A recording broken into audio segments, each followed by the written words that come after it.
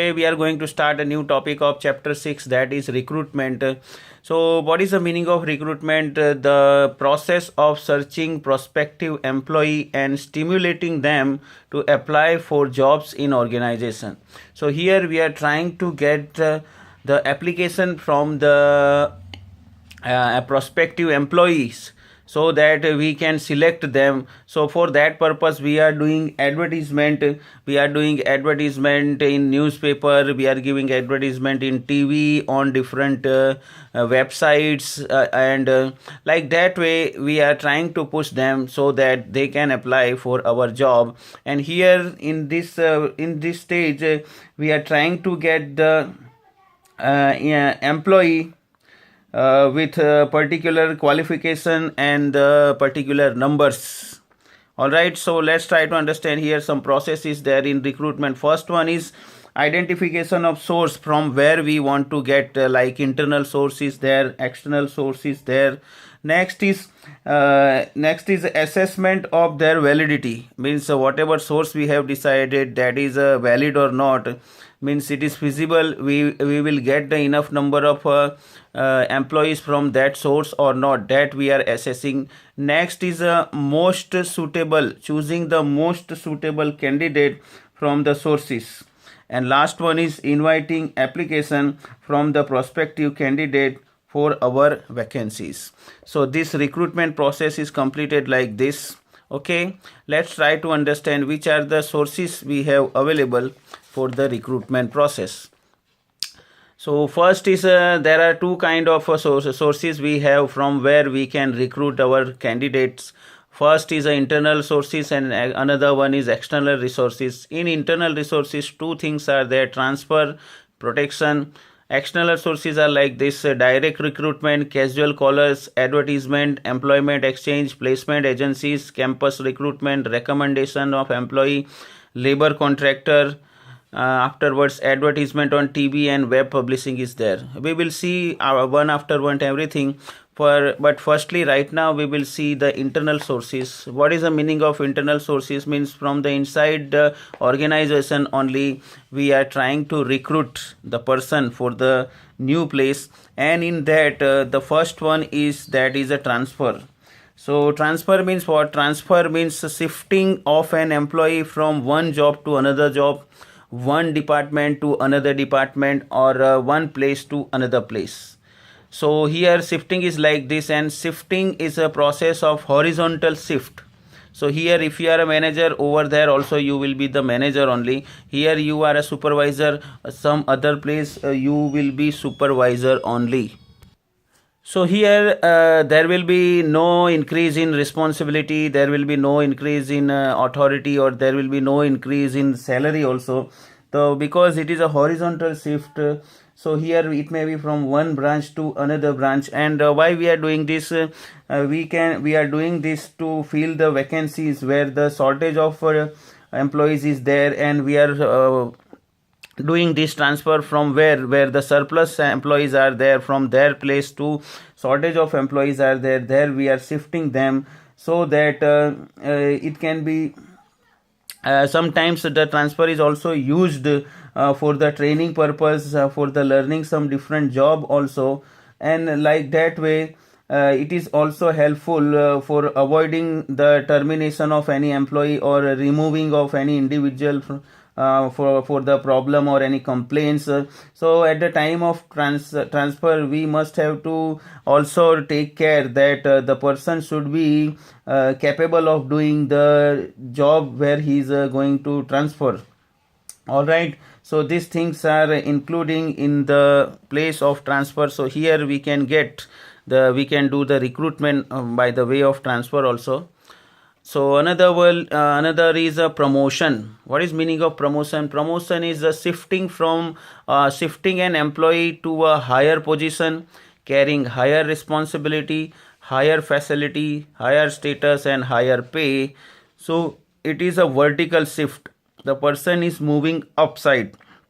So by the moving upside, what he is getting, the responsibility also higher, facility, status, payment, everything is higher. That's why it is called promotion. And so here when we are giving promotion, at that time person is motivated, his loyalty and job satisfaction will increase.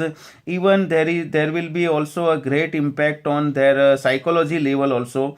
And like that way, here the promotion from the lower level to upper level, that means from the higher level, it is also good for the employees. So here other employees will also be get motivated to do hard work to get the promotion. All right, so let's try to understand some of the merits of internal sources. Merits of internal sources are like that. The first one is employees are motivated. So here employees are motivated for what? Employees are motivated to do hard work. Why? Because they know that if we do the hard work, we will get the promotion. And like that way, their commitment and loyalty will be increased, their job satisfaction will increase, and there will be peace in the enterprise because of the promotion we are accepting the promotion. Now another thing is there, when the person is going to higher level, at that time what happened? At that time he is getting more salary, more responsibility, and like that way his self esteem is also going up and his efficiency is increasing. And like that way employee is motivated, not only the person who is getting the promotion, but other employees are also get motivated to do hard work for the to get the promotion. So now the next one is like what? Simplifies the process.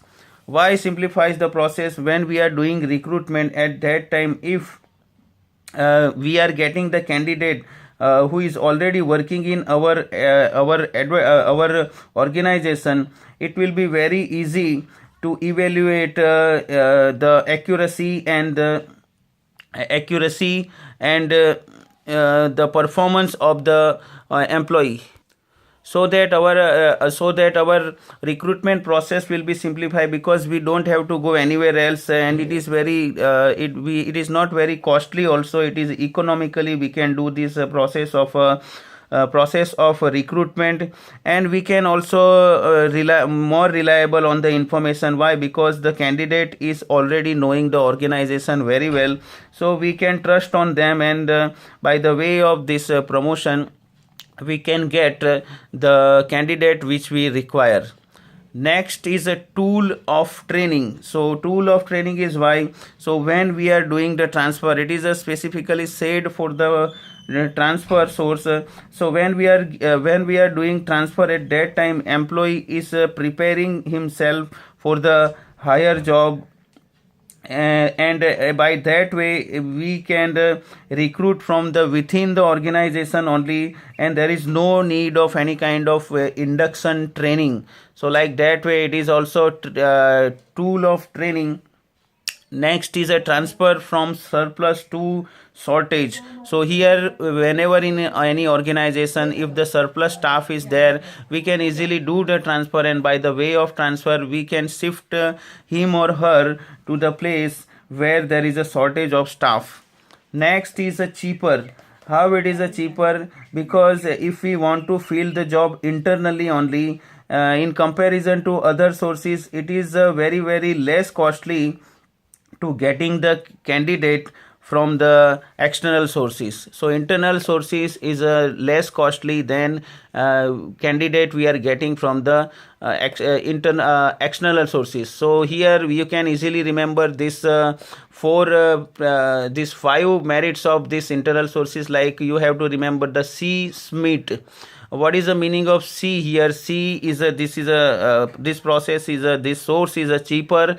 Afterwards S is there, the process is here simplifying process of recruitment. M means here, what is the M here? Employee is motivated, by the way, when we are recruiting from the internal sources. M means what is meaning of M is here motivation is there, simplifying is there, tool for training is there, here T is there. Afterwards T is a tool of transfer, and T is a S is a simplifying, and like this way here is it is.